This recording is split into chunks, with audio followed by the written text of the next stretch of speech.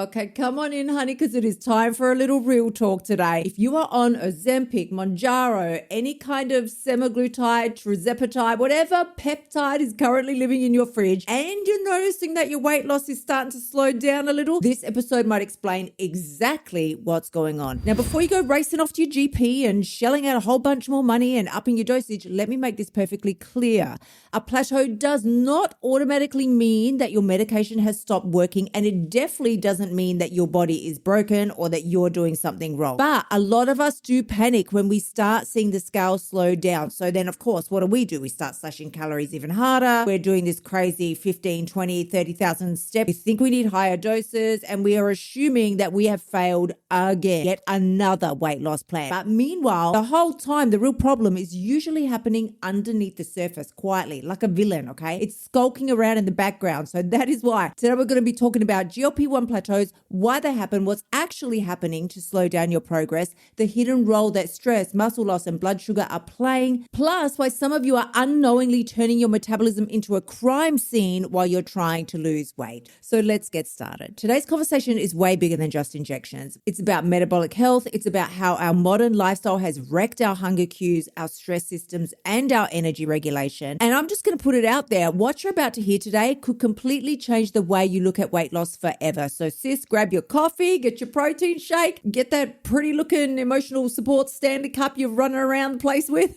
and let's get into it. Now, a couple of weeks ago, we touched on GLP-1s, and we had such a phenomenal response to that episode that there was a lot of requests for more information, please. I thought, okay, sis, you know your girl's got you covered. Now, I want to tell you straight up, GLP-1s are not magic. We know that by now. But also, I want to really reaffirm that they're not cheating. I need to say this first because there is still too much noise on the internet that's become an absolute circus around GLP-1s. A lot of people are acting like they're either a miracle, or other people are all up in your face acting like you've committed some kind of federal crime against the weight loss community if you use them. Personally, I think the truth is probably somewhere in the middle. GLP-1 medications were originally created for diabetes support. We all know that by now. They help regulate blood sugar, insulin, appetite, your cravings, and metabolic flexibility. We know that. But it's the last point that matters, because a lot of people are right now metabolically inflexible. What does that mean? It means that their body has literally forgotten how to switch between burning glucose and burning fat for fuel. We all know what it's like in our busy days. We're snacking constantly, or we're stressing constantly, or we're sleeping really badly. And while all of this is going on, we're feeding our bodies this ultra processed foods and staring at LED lights at 11 p.m. wondering why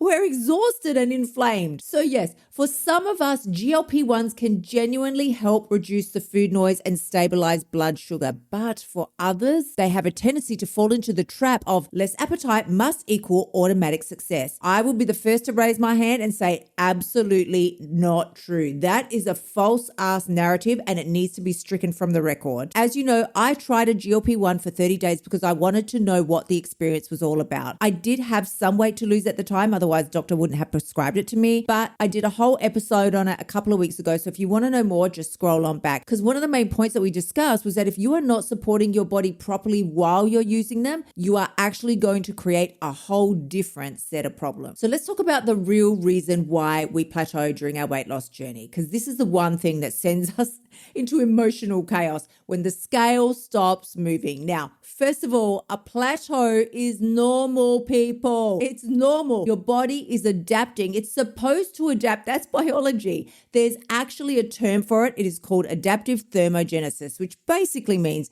as you lose weight, your body becomes more efficient. Efficient at what? Efficient at freaking everything. It requires less energy. Your metabolism will slightly slow down and your body starts conserving more energy. From a survival perspective, that is fan-freaking-tastic news. But from a weight loss perspective, no girl, that's your worst fucking nightmare come true. Why am I still stuck at the same damn number? That is what does our head in every time. It's infuriating. Of course, I get it. But the mistake that women make is assuming that more restriction must be the answer.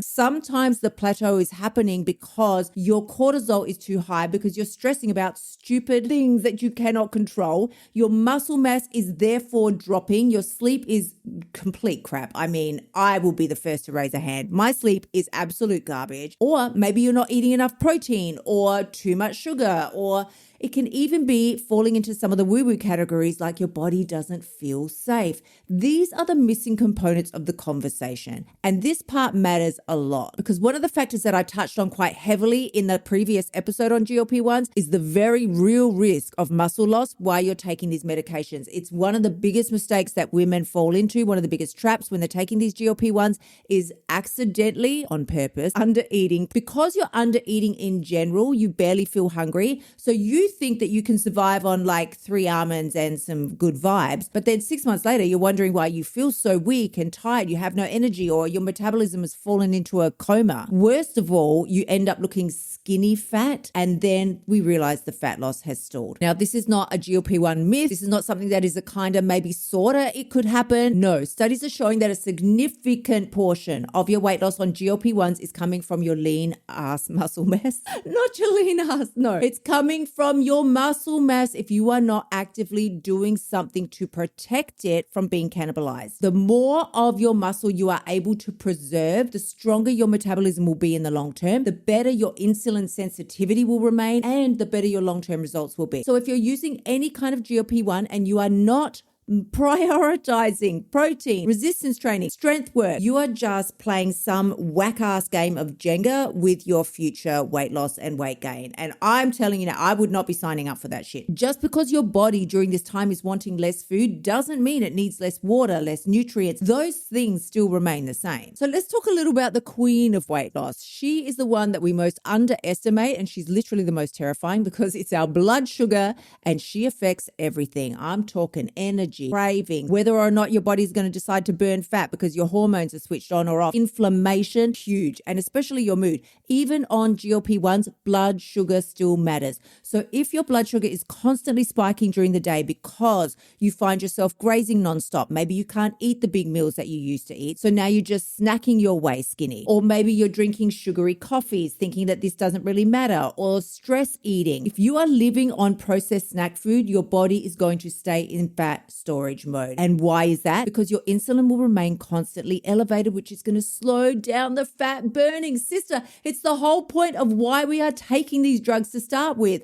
This is why consistently snacking can become a huge ass problem. Your body literally never gets a break. You're basically making your digestive system do overtime shifts all day long. Now, before somebody panics and says, "Mom, what are you talking about? I can never have snacks again." No, of course not. Me, I'm a snackaholic. I love my snacks. That's not what I'm saying at all. What I am saying is treating your kitchen like some 24-hour snack drive-through is not the vibe here. Create an actual meal structure, feel good about it, and then stick with it. Your body needs the same amount of rhythm and regularity and routine as it did before you took the GLP-1s. Nothing has changed in that department. Now, aside from the physical elements that we've already discussed, let's talk a little bit about stress, because she's the one that can stall your weight loss harder than food sometimes. And I'm telling you, I know this from personal experience. I've had this with clients as well who are stressed about personal situations. Their cortisol remains so high that they can do as much exercise or lower their calories as much as they want to do it, honey. They are not losing 1 gram of weight, mainly because their body is so inflamed and freaked out that there is just no way it's going to release any excess fat. I know for myself, there have been many times in my life where I was eating well. I felt like I was doing all the right things. I was exercising, but my nervous system was in absolute chaos. I remember during the time when I got divorced, I was stressed. I was freaking out. I still did all the right things. Like, your girl was getting up early. I was walking on the treadmill. I wasn't running. I wasn't stressing myself out. I was just doing the walk. I was doing a slow incline. I was eating all the organic food. I made sure I didn't put anything in my body that had preservatives. I was a fanatic about that damn stuff, but my body wouldn't lose weight. If you are feeling chronically stressed, you will often find your body is retaining water, increasing inflammation, slowing down its fat loss, disrupting your sleep, and your cravings start skyrocketing. Girl, your body doesn't care about the gold jeans that you want to fit into. Could not give a crap. Doesn't care. If it thinks that you're in some kind of imminent danger, it's going to respond that way. And as women, this era, we are living in chronic survival mode. Always. I don't know any woman that when you go, "Hey, how are you?" her response is not busy. I'm busy. I'm just so busy. I used to say that to people all the time. And I wore it like a badge of honor. Your girl was rushing from one place to the next and I was just freaking out. I could barely breathe. I was just holding my stomach all day long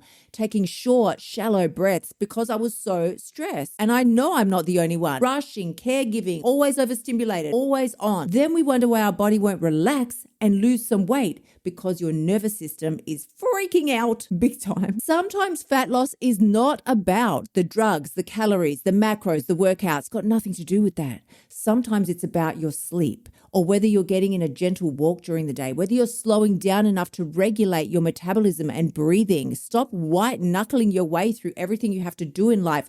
Your cortisol levels matter. Now, I'm going to go there. We're going to touch on the woo-woo side of things a little bit because yes, your body is listening to you. Whether you've seen those studies or not with the people that wrote certain words on a glass of water or spoke particular words to plants, and based on whether they spoke loving words or wrote loving words or hate words of hate, then the plants and the water became murky or the plants died. We've all seen these. This is why it's important, because a lot of us talk to ourselves like we are sad sacks of shit. My body is disgusting. My metabolism is wrecked. Like I always fail. I never win at anything. I don't think this will work for me. My body's broken. Imagine hearing that sort of crap every single day. Since your body is not the enemy, your body is adapting to the changes that you are demanding of it at this stage of your life. It's responding, it's protecting, it's trying to survive. And honestly, some of us do not even need a stricter diet. What you need is better recovery, better sleep, more muscle, get your booty to the gym, less stress, more nourishment, and put some friggin' effort into having a healthier relationship with yourself, because you cannot hate your way to happiness. You bashing yourself every time you walk past a mirror is just creating another cycle of punishment that you're going to have to overcome later. So if you're currently on a GLP-1 right now and the scale has slowed down for you, please do not immediately assume that it stopped working. Audit your life first. Ask yourself, am I eating enough protein? Am I preserving my muscle? Am I getting enough sleep? What is my stress level like? Am I actually nourishing my body, or am I just reducing calories? Because your body is not stupid and it's not broken. What it is responding to the environment that you are creating. And that is actually the most empowering part of this message today, because it means if you created it, then you can also change it. If this episode helped you today, please go ahead and send it to someone who's currently struggling with a plateau or feeling defeated in their body. And if you haven't yet already subscribed, please hit that subscribe button. Make sure you leave a review or share this episode to your Instagram stories and tag me, because the only person who has the power to change your life is you. When you step up, educate yourself, and start taking action on the promises that you keep making, that is when you've got what it takes. I'm sending you love. I can't wait to see you again next week. Until then, gorgeous ones, bye for now.